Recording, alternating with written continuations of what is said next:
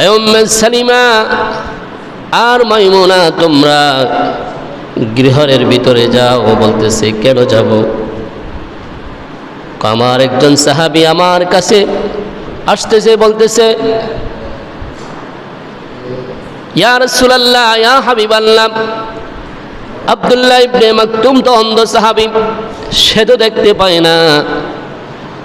আল্লাহর নবী বলেন, ও আমার বিবিরা শোনো, আমার সাহাবী আব্দুল্লাহ ইবনে মাকতুম তো অন্ধ, তোমাদেরকে দেখতে পাবে না, কিন্তু তোমরাও তো তাদেরকে দেখতে পাও। অতএব তোমরা গৃহের মধ্যে চলে যাও, পর্দা তোমাদের জন্য খাস। এজন্য এই পর্দা করা অনিবার্য, 24 ঘন্টা দায়মি পর্দা করা ফরজ। এ প্রসঙ্গে আল্লাহ রাব্বুল আলামিন বলেন, ওয়াকরনা ফি বুয়ুতিকুন্না ওয়ালা তাবাররাজনা তাবাররুজাল জাহিলিয়াতিল উলা। আল্লাহ রাব্বুল আলামিন বলেন, হে স্ত্রী লোকগণ, তোমরা ঘরের ভিতরে অবস্থান করো। এটা কার কাজ? হুকুম কার? আল্লাহ। কাজ হলো আমাদের, হুকুম আল্লাহ। কেন? পূর্ববর্তী জাহেলি যুগের ভিতরে যত নারীরা সাজগোজ করে সজ্জলভাবে বাহিরে যাইতো, কিন্তু তোমরা এরকমভাবে পরপুরুষের সম্মুখে বাহিরে যেও না। তাহলে এই জাহিলি যুগের নারীরা যেরকম সাজগোজ করে যেভাবে বাহির হইতো, তোমরা এভাবে বাহিরেই হইও না, কারণ এটা আল্লাহ তাআলার বিধান। পর্দা তোমাদেরকে মানতেই হবে। এখন বলেন তো, আল্লাহ বলছেন স্ত্রী লোক, যারা স্ত্রী আছো তোমরা ঘরের ভিতরে অবস্থান করো। এখন বলেন তো, স্ত্রী লোকরা ঘরের ভিতরে কয় ঘন্টা অবস্থান করে থাকে? শহরে বলেন, বাজারে বলেন, আর চকে বলেন, যেই জায়গায় বলেন সেই জায়গায় শুধু মহিলাদের মেলা আর মেলা। কিন্তু যে আল্লাহ রাব্বুল আলামিন বলছেন, স্ত্রীগণ তোমরা ঘরের ভিতরে অবস্থান করো, যেভাবে জাহিলি যুগের নারীরা বের হয়েছে তোমরা সেভাবে সাজগোজ করে বের হয়ে না পরপুরুষের সামনে। সে আল্লাহর বিধান যদি কোনো আল্লাহর বান্দি লঙ্ঘন করে, তাহলে তার মনে হয় আল্লাহর সাথে ভালো একটা মোলাকাতের ব্যবস্থা রাখছে। বলেন, এরকম কোনো ব্যবস্থা আছে? নাই। নামাজ কায়েম করো, যাকাত প্রদান করো। এই প্রসঙ্গে আল্লাহর হাবিব সাল্লাল্লাহু আলাইহি ওয়াসাল্লাম বলেন, ক্বালা রাসূলুল্লাহ সাল্লাল্লাহু আলাইহি ওয়াসাল্লাম, আল মারআতু ইযা সাল্লাত খামসাহা, যদি কোনো স্ত্রী লোক 5 ওয়াক্ত নামাজ আদায় করে, কোনো মহিলা যদি 5 ওয়াক্ত নামাজ আদায় করে, আল মারউ ইযা সাল্লাত খামসাহা ওয়া সামাত শাহরাহা, আর যদি মাহে রমজান মাসে রোজা সামনে আসলে তারা রোজাগুলা যথাভাবে আদায় করে, ওয়া আহসানাত ফারজাহা, আর নিজের লজ্জাস্থানকে যদি কোনো মানুষ, কোনো স্ত্রী লোক, মহিলারা হেফাজত করে, এই জন্য আল্লাহ তাআলা আল্লাহর হাবিব স্বীকৃতি দিয়েছেন, ওয়া আতাআত বা'লাহা, আর স্বামীর আনুগত্য করে, স্বামীর ইতায়াত করে।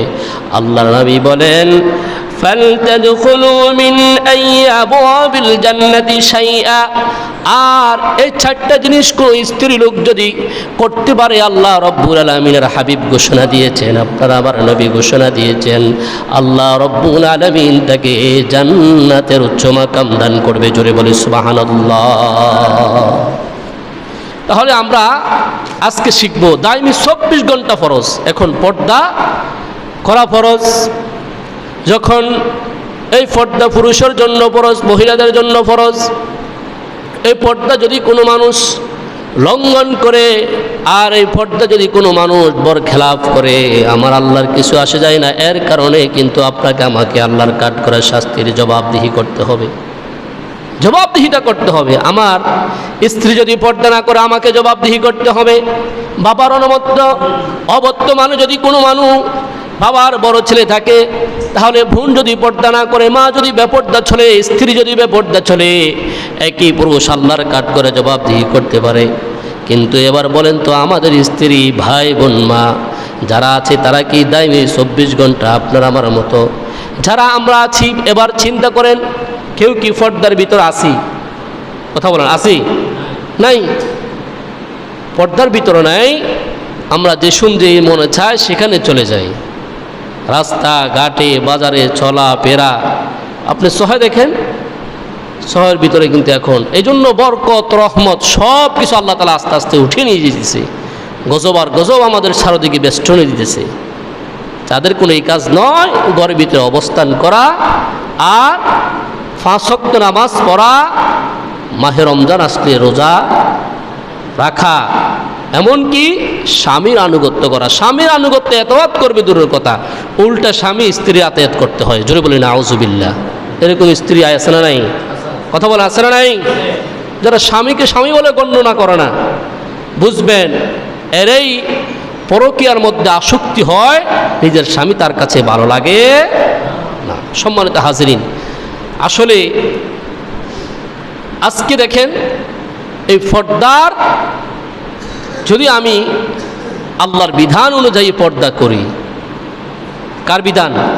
কোনো মানুষের বিধান নয়, আমি আল্লাহকে সন্তুষ্টি করার জন্য নামাজ, রোজা, পর্দা, পশিদা, হালাল হারাম সব কিছু আমি বেঁচে চলবো। এটা আল্লাহর সন্তুষ্টির উদ্দেশ্যে, কোনো মানুষকে দেখানোর উদ্দেশ্য নয়।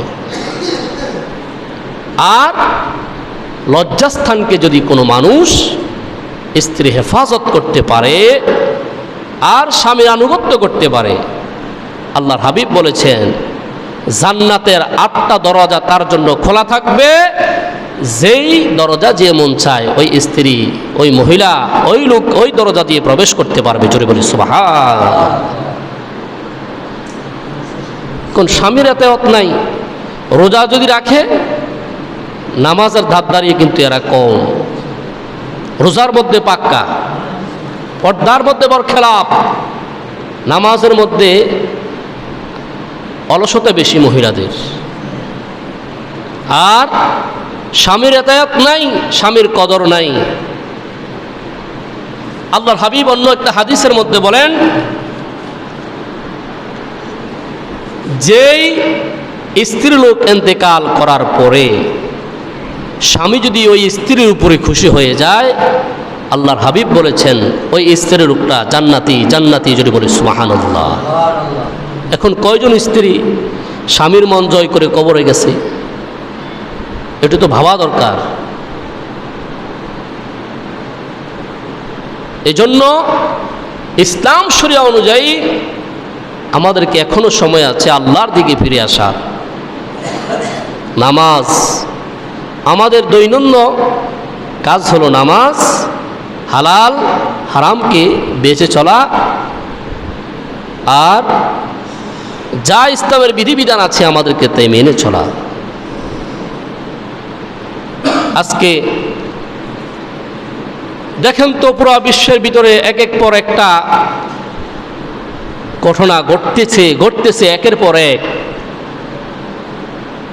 এখন তারা যদি মরণের চিন্তা করত, পরকালের কথা যদি কোনো মানুষ চিন্তা করত, সেই সেন্স তাদের ভিতরে থাকতো,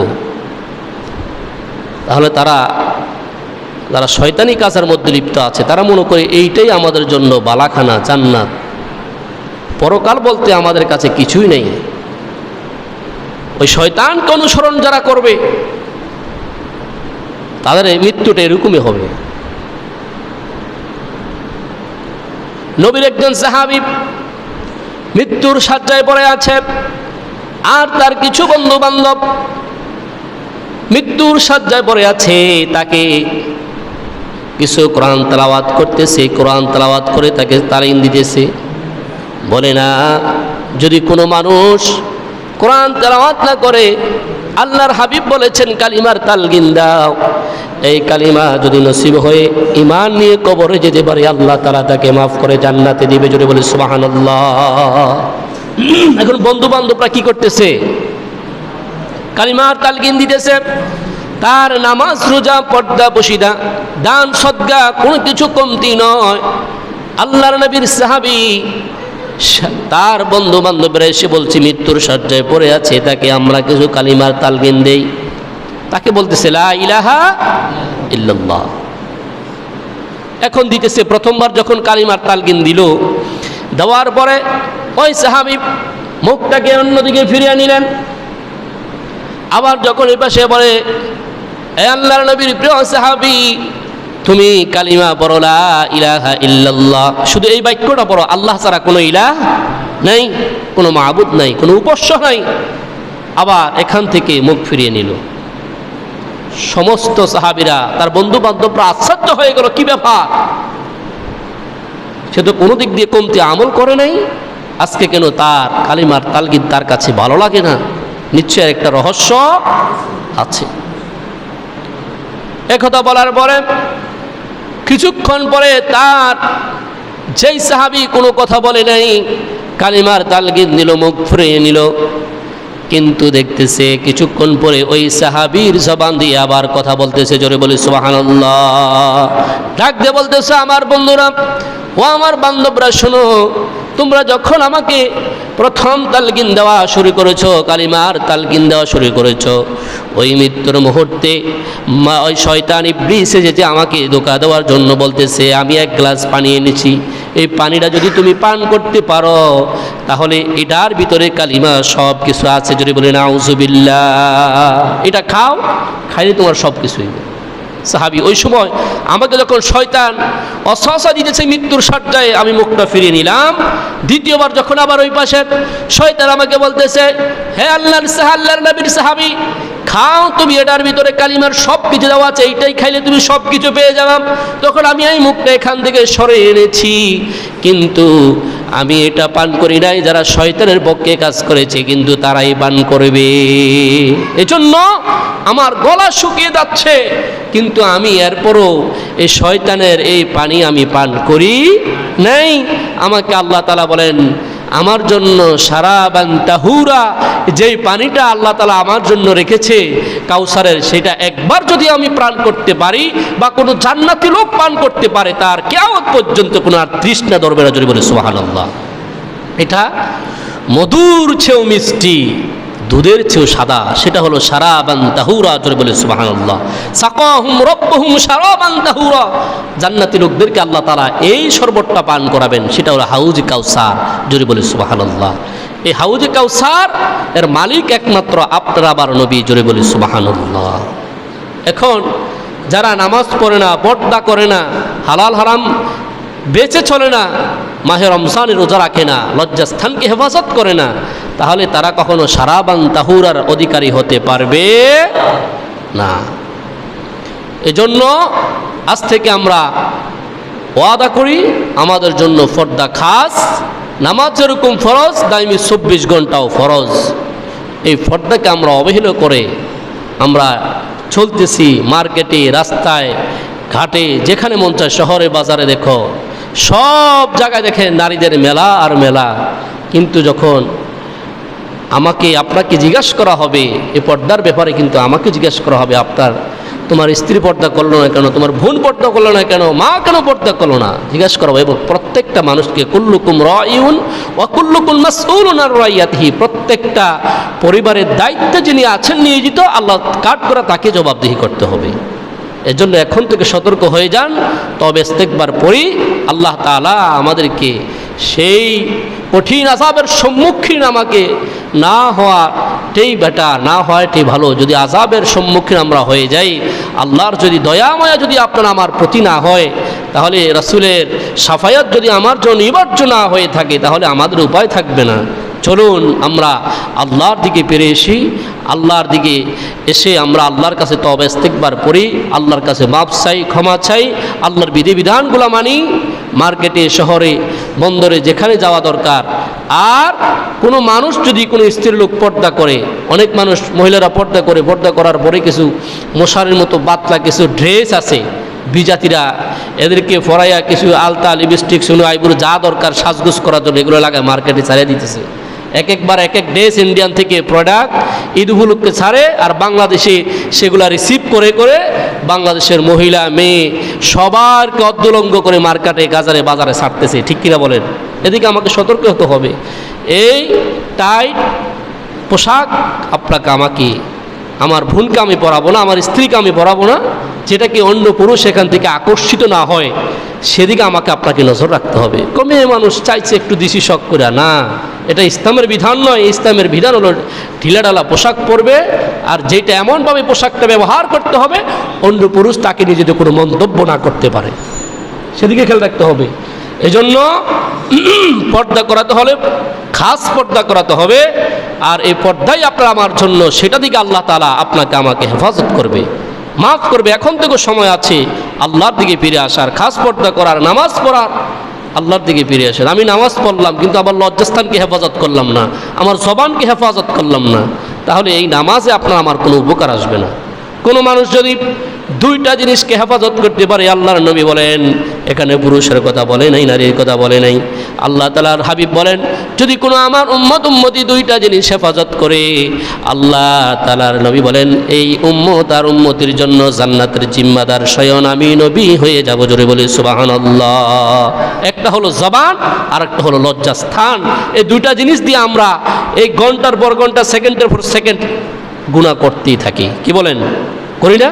এই দুইটা জিনিস দিয়ে মানুষ গুনাহ বেশি করে। জবান দিয়ে ভালো কথা আসে, বেফা কথা আসে, খারাপ কথা আসে।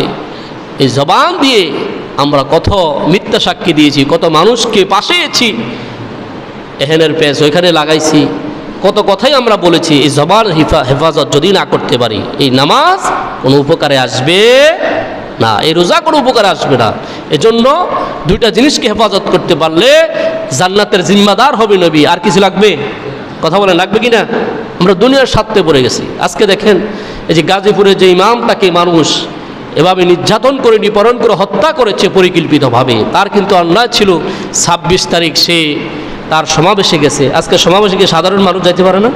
এখানে সুন্নি ওলামা ইকরামরা সমাবেশ দেখেছে, কিন্তু আসলে এটা যখন বিভিন্ন ওলামা ইকরামেরা এটা যাচাই বাছাই করতেছে, আসলে তাকে যে বলৎকারের, যে শিশু নির্যাতনের যে একটা অপবাদ দিয়েছে, এটা সম্পূর্ণ বানোয়াট, মিথ্যা। আজ পর্যন্ত দেখেন একজন আলেমকে মারধর করে হত্যা করা হয়েছে, এটা কিন্তু কোনো মামলা হামলার প্রয়োজন হয় নাই, কিন্তু তাকে মারছে, এটা কিন্তু কোনো উপযুক্ত প্রমাণ পাওয়া যায় না সে দর্শনের সাথে জড়িত ছিল বা দর্শন করেছে। কিন্তু ওইখানকার বর্তমান যে থানার দায়িত্বে যারা আছে, তারা কিন্তু মামলাটা নিতে এখনও টড়বড় করতেছে। তাহলে আমরা কোন দেশে বসবাস করি, যেখানে একজন মানুষ, সাধারণ মানুষ স্বাধীন দেশে স্বাধীনভাবে চলাফেরা করলেও একটা যাচাই বাছাই না করে তাকে মারধর করে হত্যা করে, সেখানে বিচার পাওয়া যাচ্ছে না। তাহলে আজকে আমার, কালকে আমার, চলবে একদিন। আজকে আমি অন্যায়ের কথা করতেছি, ক্ষতি করতেছি। আসলে দেখেন, গত জুমায় কিন্তু এই আলেম পড়েছে, তার কিন্তু জুমার বয়ানগুলো পর্যন্ত নেটে ছাড়তেছে, কিন্তু আলেম ওলামারা এটা রিসার্চ করে দেখতেছে, আজ পর্যন্ত কোনো আর হাদিস পাওয়া যায় নাই এই আলেম দর্শন করেছে, শিশু দর্শন করেছে। কিন্তু আল্লাহ তাআলা যারা এই অপবাদ দিয়ে তাকে হেনস্থ করে, তাকে মারধর করে, তাকে দুনিয়া থেকে খতম করে দিয়েছে, আর আখিরাতকে সফল সে পেয়েছে, কিন্তু দুনিয়ার মধ্যে তার স্ত্রী, ছেলে মেয়ে, যারা পরিবার পরিজন আছেন, সাময়িকের জন্য তারা একটু কষ্ট পাবে, কিন্তু আখিরাতের সমস্ত কিন্তু দায়ভার তাকে অনর্থকভাবে তাকে মারধর করেছে, সমস্ত দায়ভার তারা কিন্তু আল্লাহর কাঠগড়া দিতে হবে। যেহেতু আল্লাহ হলেন হায়াতের মালিক, মাউতের মালিক, এমন কিছু করা যাবে না যে আমার উপরে পরবর্তীতে আল্লাহ তাআলার কাঠগড়া আমি আপনাকে জবাবদিহি করতে হবে। জবাবদিহি যদি সঠিক না হয়, যদি আলেম দর্শিত হয়, তাহলে আল্লাহর দরবারে কিন্তু তার কঠিন আযাব হবে। কোনো মানুষ যদি স্ত্রী থাকা সত্ত্বেও যদি সে জিনার কাছে লিপ্ত হয়, শরীয়তের মাসলা হলো তাকে এই কাঁটা দিয়ে গর্ত করে কাঁটার ভিতরে দেখে, আর প্রত্যেকের সমাজের মানুষ এসে তাকে পাথর নিক্ষেপ করে তাকে হত্যা করা। কথা বুঝাইতে পারছি? তাহলে এটা শুধু আলেমের ব্যাপার নয়, গায়রে আলেম যারা আছে তারাও যদি জিনা করে উপযুক্ত 3 জন সাক্ষী থাকে তাহলে তাকে এভাবে কতল করা। এখন এই শরীয়তের মাসটা যদি ইমাম সাহেব দেয়, মুফতি সাহেব দেয়, এই শরীয়তের মাসটা কি সমাজে বাস্তবায়ন হয়? কথা বলেন, হয়? কথা বলছেন হয়? বানিয়াফাড়ার বর্তমান বিশ্ব হুজুর আব্বা আবুল কাসেম সাহেব উনি একটা ফতোয়া দিয়েছে, ছেলে মেয়েকে জিনার কাজে লিপ্ত করার কারণে তাকে 80টা দোররা করে দাও, দিতে ছেলে না জানে মেয়ে মারা গেছে, অনেক আগের কথা। কিন্তু মারা যাওয়ার পরে হুজুরকে যখন ওই ছেলের বাবা হোক মেয়ের বাবা হোক তাকে কী করা হয়েছে, কেস দেওয়ার পরে হুজুরকে হাজতে যেতে হয়েছে। হুজুর বলছে আমার ফতোয়া আমি দিয়েছি, এবার মানা না মানা এটা আপনাদের ব্যাপার। এখন দোররা দিতে গিয়ে ছেলে মেয়ে না কে মারা গেছে, যাওয়ার পরে ওর গার্ডিয়ানরা কেস দিয়ে হুজুরকে হাজতে নেওয়া হয়েছে। কিন্তু হুজুর একের ইমানের উপর অটল ছিলেন, এরপরে ইমান থেকে যে 1 পাও নিচ পাও হন নাই। কিন্তু তারা আল্লাহকে ভয় করছে, দুনিয়ার কাউকে পরোয়ার করে নাই। তাহলে এই জন্য আমরা যারা মুসলমান দাবি করি আমরা ভয় করব কাকে? কথা বলেন, ভয় করব কাকে? আমার একবারে কলুজ বন্ধু, কলুজের মানুষ, কাছের মানুষ, কিন্তু সে অন্যায় করছে, তার পক্ষে যদি বিরুদ্ধে যদি আমি সাক্ষী দিতে চাই, কিরম দেখা যায়? এরকম লোক আছে না নাই? কি সমস্যা হয়েছে? হককে হক বলতে হবে। আল হক কুমরুন, হক কথা তিতা। আমার কথা আপনি বেজার হন আর খুশি হন, আমি আল্লাহকে কাউকে ভালোবাসবো আল্লাহর জন্যে, কারোর সাথে শত্রুতা আল্লাহর জন্যে। আপনার আমার জন্য কিছু করার দরকার নেই। কার জন্য ভালোবাসবো? আল্লাহর জন্যে। এজন্য আল্লাহর জন্য ভালোবাসতে হলে, আল্লাহর কাজে আল্লাহর খাঁটি বান্দা হইতে হলে, তাহলে আমি যেটা নেই সেটা নেই বলবো, যেটা অন্যায় সেটা বলবো, সেটা নেই। এজন্য সমাজে আজকে বিশৃঙ্খল। কি বলেন? এজন্য নেই কি নেই বলতে হবে, অন্যায়কে অন্যায় বলতে হবে, আজ প্রশ্রয় দেওয়া যাবে না। এজন্য আপনার কাছ থেকে আমার কাছ থেকে আমাদের ছেলে সন্তানগুলা, এই যে আজকের শিশু আগামী দিনের ভবিষ্যৎকে আমরা তাদেরকে লালন পালন করতেছি। এখন আমি যদি হেনের পেস হেনে লাগে, হেনের পেস হেনে লাগে, হেনের কিলা কিলে হেনে লাগায়, শয়তান আমাকে পাকড়াও করে ঘুরাইতেছে, একের পর এক সংঘর্ষ আমার কারণে হচ্ছে, তাহলে আমার সন্তানগুলো আমার কাছ থেকে এগুলো শিখবে। কথা বুঝাইতে পারছি না? তাহলে সর্বশেষ কথা হলো, আসুন আমরা আল্লাহকে ভয় করি, আল্লাহর ভয়ে ন্যায়সম্মত কথা বলি।